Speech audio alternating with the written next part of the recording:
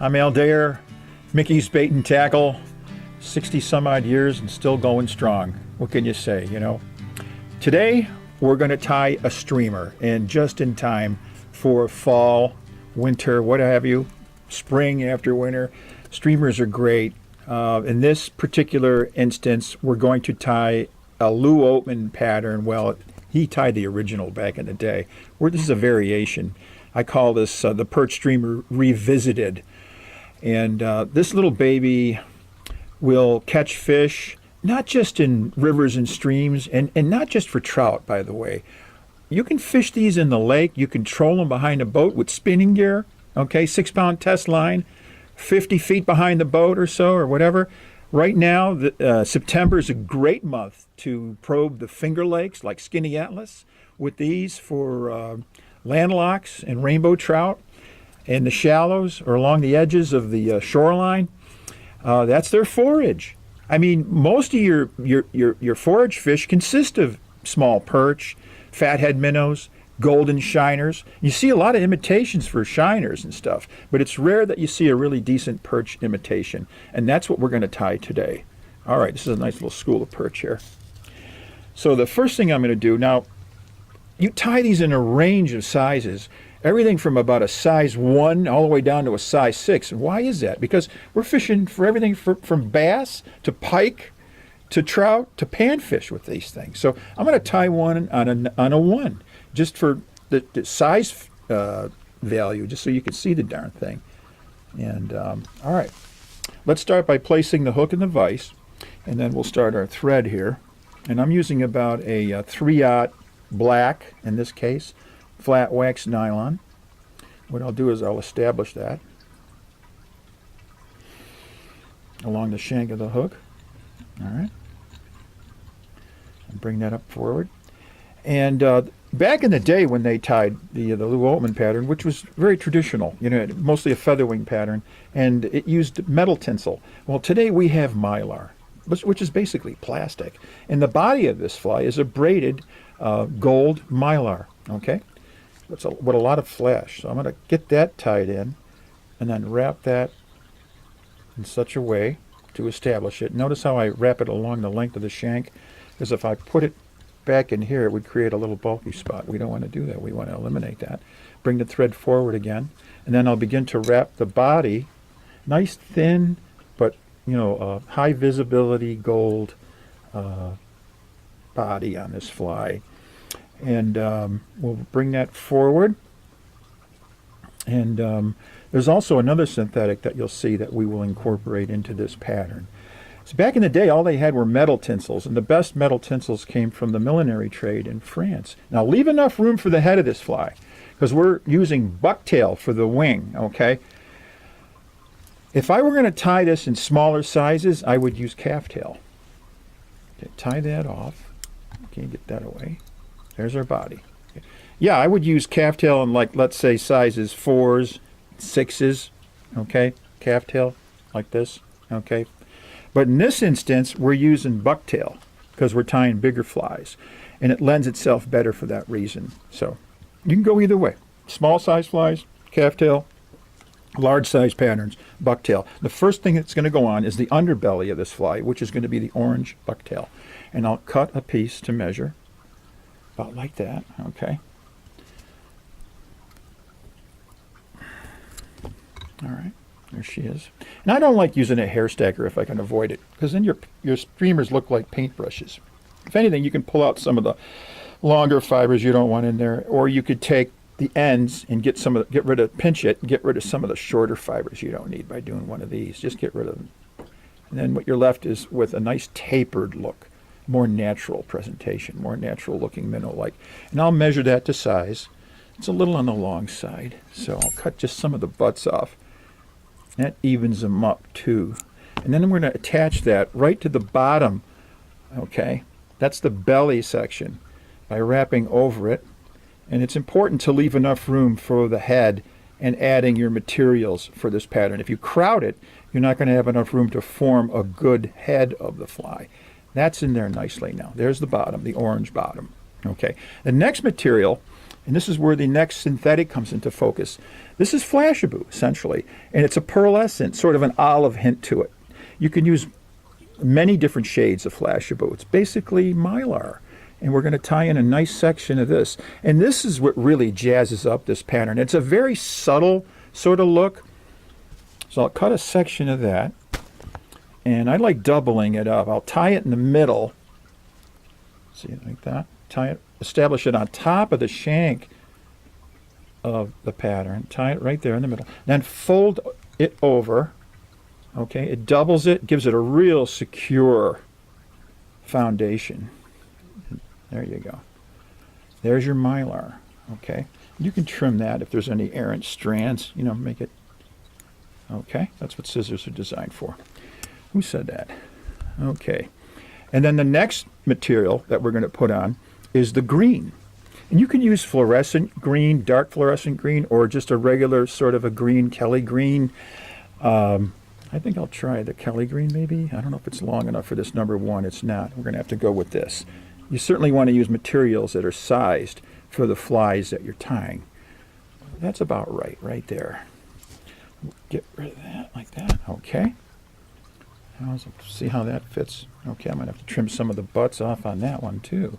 It's a little too long. There we go. And there we pinch, and then we set that right on top of that Mylar. Give that a good wrapping of thread. Make sure it's positioned nice and even. There we go. Perfect. And then, for the last part of the bucktail, we're going to use a darker shade. I like black. You can use a dark olive. Black is nice. Let's get some nice length of this. Here we go. There we are. Okay, perfect. Right about there. Size it. Cut it. Get rid of some of the errant strands. Okay. Size it again for the pattern. And then we're going to have to trim a little more of this off. Proportions, everything, any fly you tie, you have to concentrate on proportion. Let's face it. Get that established. And the head on this fly is pretty big. That's okay though. Yeah, it kind of looks good when it's a large, oversized head. We're not tying dry flies here. This is a streamer. You could even paint eyes on this thing if you wanted to. We're going to talk more about forming the head of this pattern. And this is where it really gets looking cool.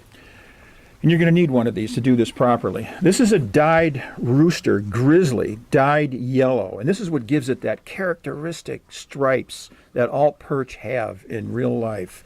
We're going to tie this in on the sides, one on each side. And I'm going to have to pick out just the right feathers size-wise for this. It says, the nice thing about necks is you get a whole range. This is a beautiful saltwater grade rooster, and it makes great streamer wings. There's one. There's a couple right there. There's one that's perfect for this size, about a size 1. And then we need another one just like it. There's another one just like it. There we go. Perfect. Get 2 of those. Okay, they're practically identical in size. That's what we want. And there's a trick to tying these in. A lot of times when you tie in hackle for wings on a streamer, they always want to twist on you. They don't want to conform. They want to go like this. You want them to go like this. And there's a little trick that I've learned over the years that I'm going to share with you on how to make them lay flat so they don't twist. What I'll do is I'll measure that up somewhat like this, where I want that to be on this pattern. Okay, and I'm going to strip some of the flue off the front here. That's about right there. And I'm going to do the same thing to the other one. Strip some of the flue. Get rid of that. Okay. The barbules. Okay, these are your barbules. We matched a pair. Okay, one right, one left. Let's tie the one that's closest to you now. We'll put that in right about there. It's a little on the long side, but that's okay. I'm going to tie it in by wrapping over the stem 2-3 times, let's say. Now, I'm not going to just leave it there like that. I'm going to pull the stem until some of the barbules are actually pulled underneath the wraps that I just made. And that allows the feather to not twist. Okay? You see all different ways of doing this. I've seen people in some instruction books where they'll actually trim some of the feathers and leave like a little stubble there, which can help as well. But I just pull that stem until some of those barbules are locked into place under the wraps, the 3 wraps that I just made, until the tip of the hackle is even basically with my bucktail, maybe extending a little beyond. Again, proportion is huge. And then I'll give it a few more good wraps to secure it. Okay? Now that's not going to twist on me, which really makes a big difference in the final appearance of the pattern. I'm going to get rid of that butt. And let's do the same thing to the other side. Again, I'll tie that in. About 3 wraps.